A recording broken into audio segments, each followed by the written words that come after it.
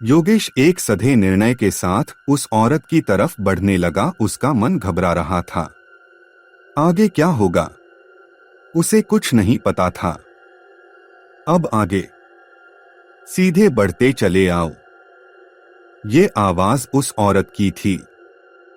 योगेश सधे हुए कदमों से एक एक कदम आगे बढ़ रहा था। अब उसके और औरत के बीच की दूरी मात्र कुछ फीट की रह गई थी।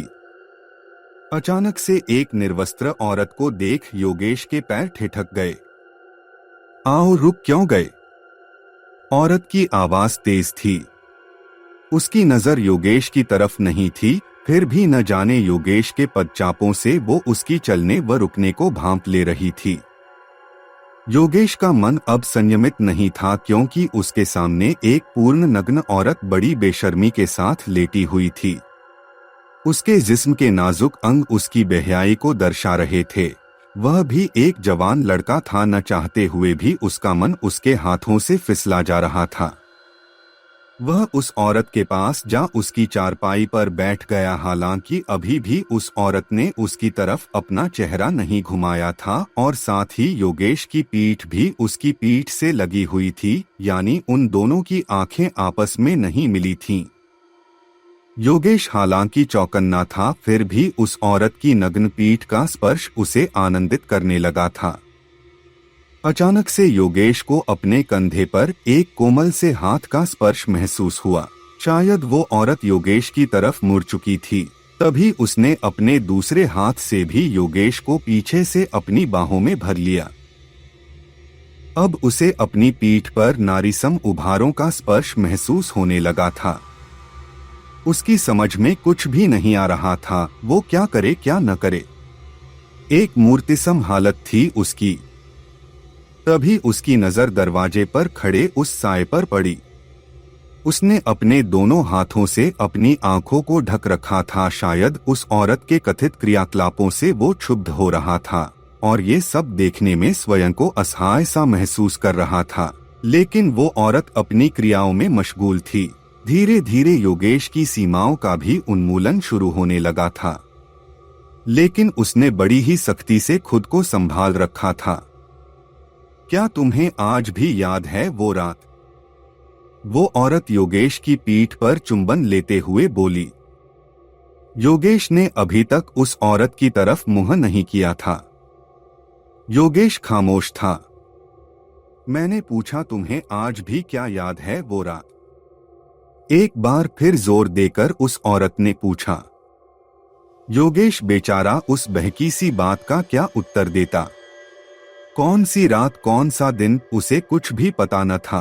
परेशान होने लगा था वो अब। फिर कुछ सोच योगेश धीरे से बोला, कौन सी रात? अरे उस दिन जब तुम्हारी और मेरी मिलन की पहली रात थी। या तो ये औरत पागल है या इसका दिमाग कुछ सटका हुआ है। योगेश मन ही में सोचने लगा, और अपना वादा भी भूल गए तुम।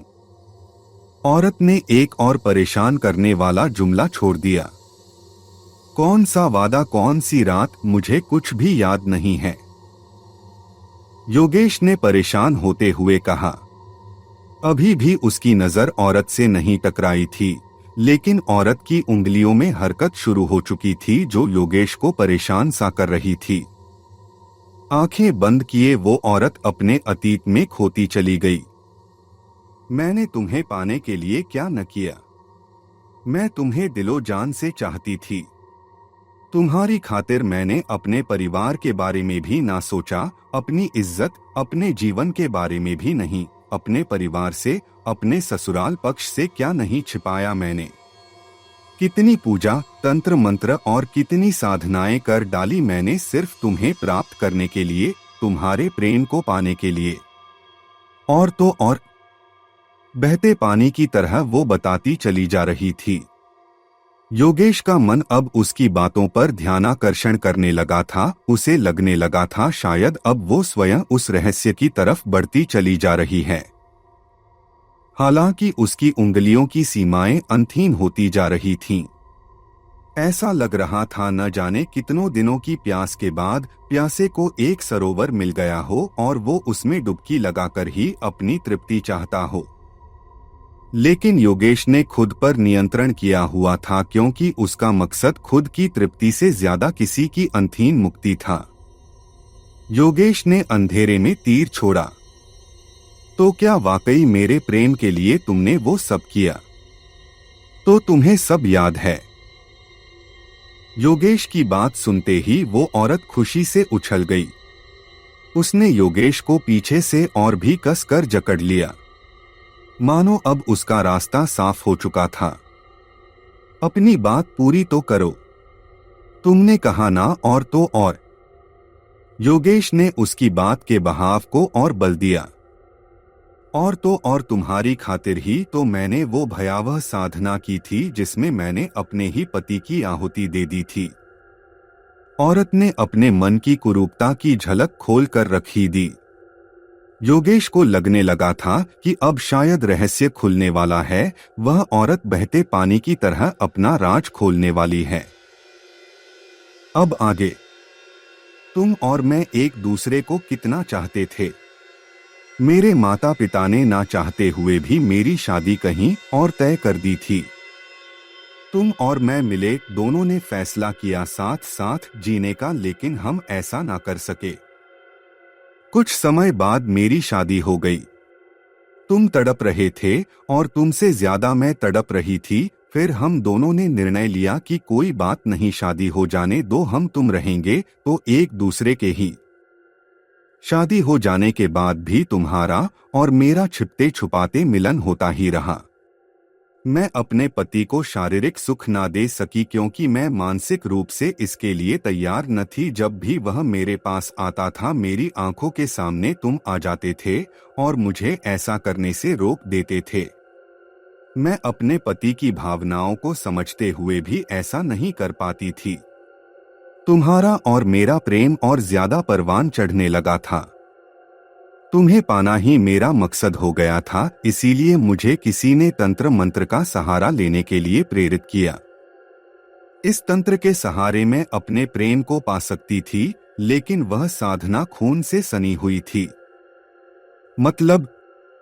योगेश के मुंह से अचानक निकला। मतलब उसका अंत किसी की बलि से ही होना था।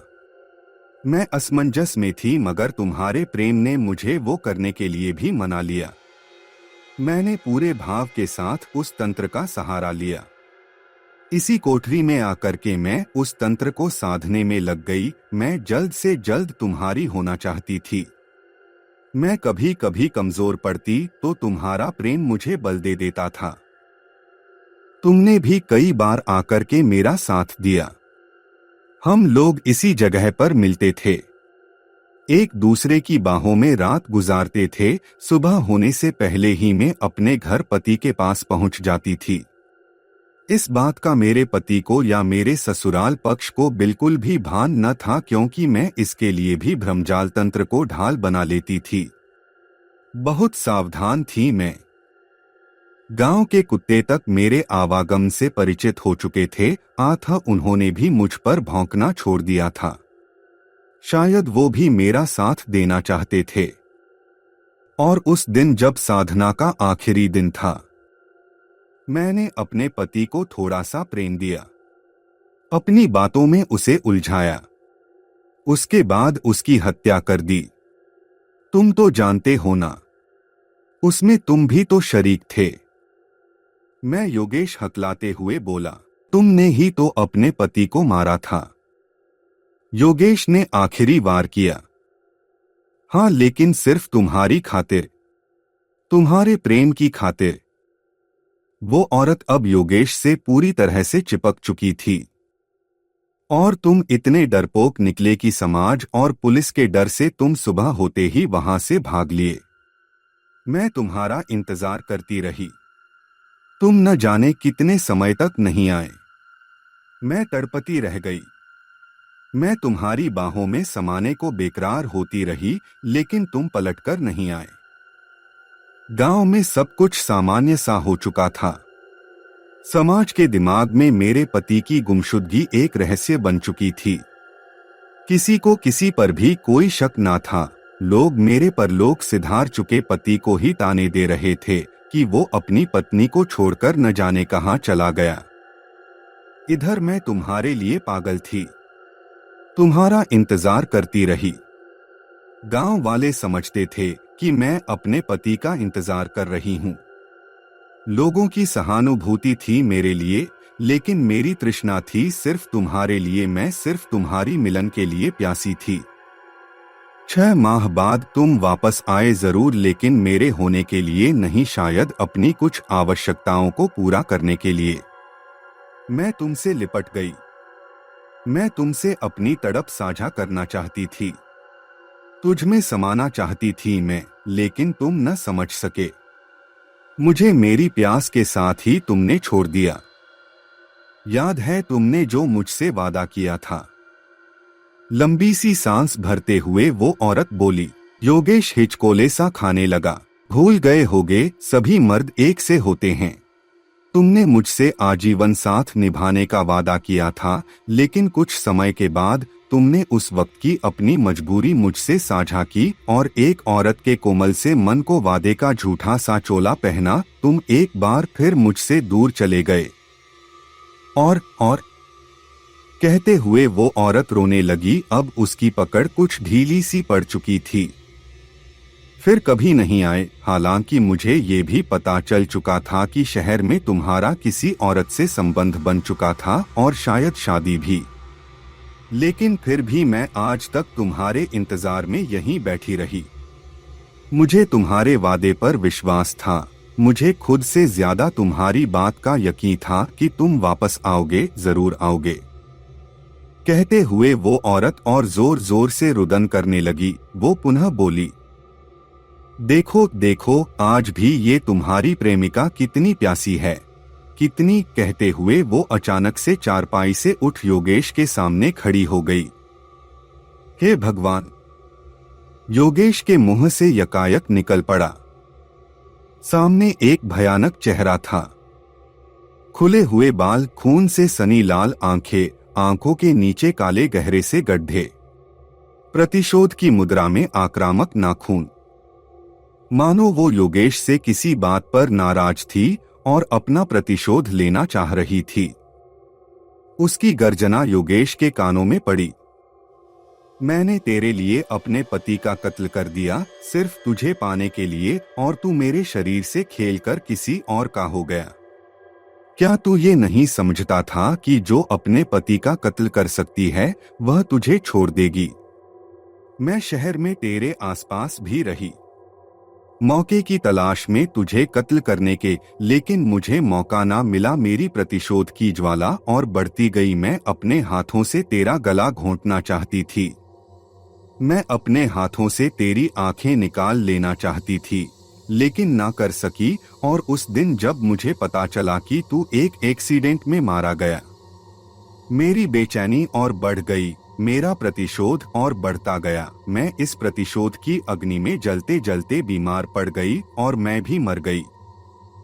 मुझे तृप्ति न मिली, मेरा प्रतिशोध मुझे सालता रहा और मैं प्रेत योनि में भटकती रह गई। और आज 22 साल बाद मेरी मुराद पूरी हुई है। मुझे ये मौका मिला है, मैं अपने इन हाथों से तेरा गला घोंटूंगी, तेरे इस मासूम से चेहरे को अपने नाखूनों से नोचूंगी। तभी मेरा प्रतिशोध शायद शांत होगा, मुझे मुक्ति मिलेगी। कहते हुए वो औरत अचानक से योगेश की तरफ उछली। योगेश पीछे की ओर पलटा। अब सामने वही साया खड़ा था जिसने उसे ये काम सौंपा था। कुलक्षणी, उल्टा, मैंने तुझे दिल से प्रेम किया, तुझे अपना सर्वस्व न्योछावर किया, और तूने ही मुझे मौत की नींद सुला दिया। क्या सोचता था मैं तेरे बारे में, और तू क्या निकली? कहते हुए वो प्रेत रूपी साया उस डरावनी औरत के सामने खड़ा हो गया। तू तो अपनी करनी से प्रेत योनि में भटकी, लेकिन मैं तो ऐसा न था। मैंने तो निस्वार्थ प्रेम किया था तुझे, तो मैं क्यों भटकता फिरा? शायद तुझ जैसी कुल्टा से प्रेम करके। चल, आज मुझे भी शांति मिल ही जाएगी, क्योंकि आज मेरी खुशफहमी भी मिट चुकी है। तेरा असली रूप मेरे सामने आ चुका है। मेरे प्रश्नों का उत्तर मुझे मिल चुका है। योगेश की हालत खराब होने लगी थी। उसके सामने अब एक नहीं दो प्रेतात्माएं खड़ी थीं, जो एक दूसरे की जान की प्यासी भी थीं। डरावना मंजर, सुनसान सी जगह, अनजान सा इलाका। न कोई अपना, कुछ भी हो सकता था। योगेश के साथ कोई भी नहीं खड़ा था। अब वो करे तो क्या करे? तभी कोठरी के बाहर तेज बिजली कौंधी, जिसकी रोशनी में पूरा का पूरा इलाका नहा गया। योगेश ने अपनी आंखें बंद कर लीं। समय एक पल को रुक सा गया। योगेश स्तब्ध था। उसने डरते डरते हौले से अपनी आंखें खोलने की कोशिश की, लेकिन अब वहां उसके सिवाय कोई भी नहीं था। दोनों साए अब गायब हो चुके थे। शायद दोनों की ही आंतरिक क्षुधा को तृप्ति मिल चुकी थी, अपने प्रश्नों का उत्तर मिल चुका था और साथ ही उनकी अंतहीन यात्रा को अंतिम विराम भी। योगेश ने अपने माथे का पसीना पोंछा। अब वो स्वयं से भी वादा ले चुका था कि आगे से किसी को भी कोई मनगढ़ंत कहानी नहीं सुनाएगा। इसी के साथ वो घर लौट गया।